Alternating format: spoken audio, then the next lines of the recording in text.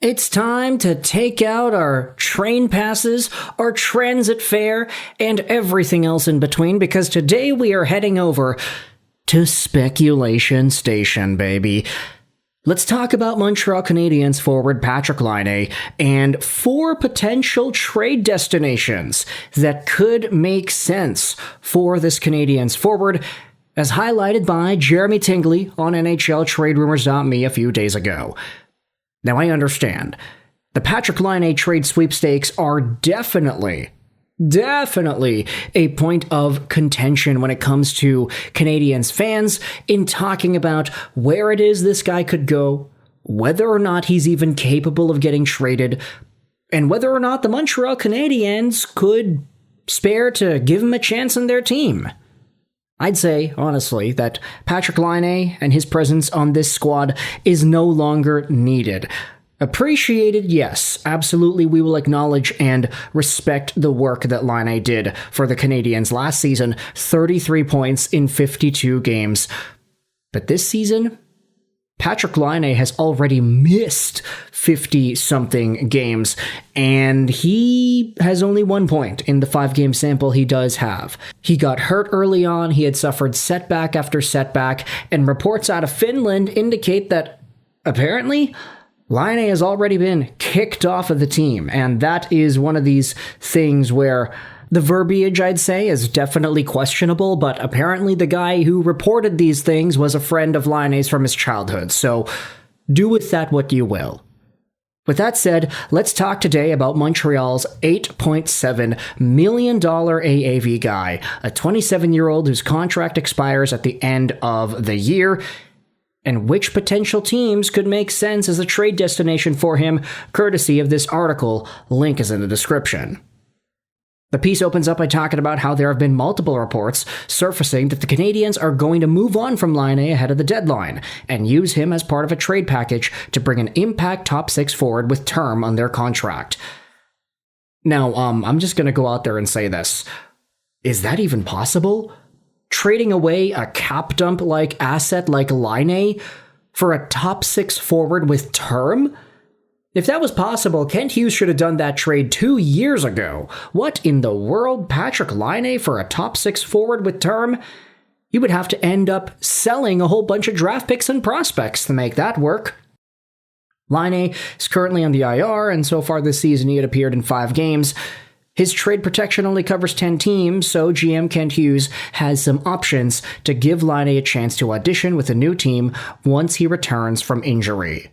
Pierre LeBrun said this regarding Laine: I think ideally what the Canadiens would do is basically use his contract as a way to make the math work if they want to make another move that's tangible.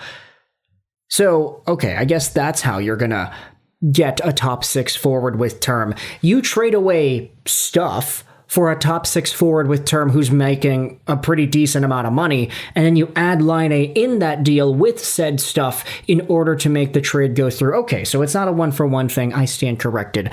Thank you for Pierre LeBrun to clarify that. Let's go out there and read these 4 teams. Firstly, the Nashville Predators. The Preds need dynamic forwards who can score, and they also have the likes of Stamkos, O'Reilly, and Marchessault, whom the Canadiens are interested in. This deal would likely come down to deadline day as the Preds are trying to get into playoff positioning before they decide to sell off some of their assets.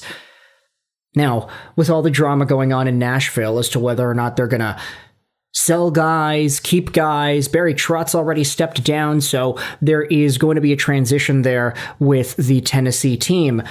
But all 3 of these guys have been guys that we have linked to the Montreal Canadiens to various degrees over the past few years. Stamkos, O'Reilly, Marchessault. I mean, O'Reilly is the guy that I think makes the most sense from a center perspective. Stamkos, if you want just a pure winger, he is better than Marchessault in my head, so that would make a little bit of sense there. However, Nashville, who knows if they're actually interested in selling these guys off at this time. You might have to wait a little bit before that verdict is reached. I, for one, would welcome a Ryan O'Reilly-like addition to the Montreal Canadiens. However, as we have noted in the past, O'Reilly did not like the spotlight in Toronto, so maybe Montreal would offer a very similar experience that he would also not be okay with. Let's go over to the next team here. It's the Chicago Blackhawks. They're looking to next year, and they could see Laine as a project for the rest of this season, and they could also get first crack at him to sign a longer-term extension in the summer. The Blackhawks need secondary scoring behind Connor Bedard's line, and when Laine is healthy and producing, there's not many better at putting the puck in the net. Now, as a lottery ticket option, sure, I can see Laine in Chicago making sense. Whether or not he's actually the kind of player that Chicago would be looking for, though, that's another question. Yes, it's true that when Laine is on, he can score, and he can score some pretty good power play goals, but if you're going to have him as a top power play shooter, is that not essentially Connor Bedard's role? They're both right-handed, they both can lock and load, they can both fire heavy one-timers towards the goal. I don't know if Laine necessarily, as a primary top six option, is what Chicago needs at this point. And you can say, okay, well, it's secondary scoring behind Connor Bedard. Ideally, you would have Laine playing with Bedard, no? Laine can't really drive his own line at this stage of his career, so you really need to have him with a top-tier player down the middle in order to make things work on those flanks and in terms of being able to score goals. So I'm not too sure if Chicago really is a team that fits the most, nor do I feel like the Blackhawks would be interested in giving up the kinds of assets that Montreal would want, unless you're looking at a Tyler Bertuzzi or something, which at that point I don't really know if Chicago's interested in trading him either. Next up, you have the New York Rangers. The article says it's not often you see a Rangers-Canadiens trade, especially with Jeff Gordon in the helm of Montreal's management. But this year could be different given the fact the Canadiens would love to acquire Trocheck.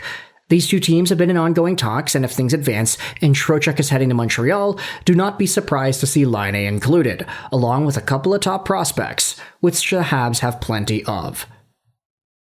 Now, Trocheck over to Montreal would also be a pretty nice addition, and an unfortunate breaking up of the friendship duo that was Trocheck and Miller in New York. Hey, spoiler alert, these guys played in the gold medal game earlier today for Team USA. Oh boy, we're not going to open those wounds, eh? But Vinny Trocheck is a pretty suitable center option. I'd say that he's right up there, neck and neck, with Ryan O'Reilly. I get that O'Reilly has produced more points this year, and historically, I think he's had better seasons overall. But Vinny Trocheck is a pretty versatile player playing on a pretty meh New York Rangers team. We're seeing his value in these international tournaments, after all. A lot more so than JT Miller. If Patrik Laine heads over to a team like New York, I could just imagine JT getting fed up and pissed off with this guy in the same way that Petey in Vancouver was subjected to from JT. Like, Miller would find his new whipping boy. And I honestly do feel kind of worried if Patrik Laine were to be subjected to that sort of situation in New York. I would probably say it's not ideal. So let's move over to the last team over here. It's the Seattle Kraken. Seattle is desperate to make some noise in the playoffs this season, and they could see Laine as an option to provide a boost to their offense. The Kraken have loads of cap space, and the Canadiens would love Shane Wright in return. If Hughes is willing to include a pick and a prospect, this could be coming to fruition before the deadline. Oh boy, Shane Wright to Montreal would be so funny at this point. Imagine getting Wright and Slavkovsky playing on the same line. In 2022, we would have said that would have been an amazing elite duo, but now it's like, oh, Shane Wright's not that great. Slavkovsky is awesome, though, although the real first overall pick from 2022 probably should have been Lane Hutson. If Patrik Laine could find himself over onto the Seattle Kraken, I actually would think Shane Wright would be a more than fine return, especially when you consider the fact that Laine is doing nothing with Montreal right now, and is nothing more than just extra cap being taken up. Free up the cap space and get a young center in return like Shane Wright? Sign me up for that. Although you probably would have to add on some picks and prospects and whatever, which is fine. Montreal has a lot of those, so trade away some of those to get Shane Wright and add Laine as a sweetener because of the scoring that he's got.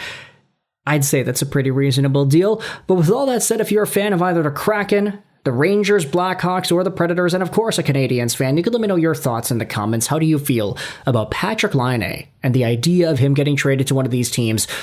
Video topic, the article is going to be in the description if you want to go out there and read it yourself. But for now, let me know your thoughts in the comment section below. I hope you enjoyed this video. Sign on, and bye.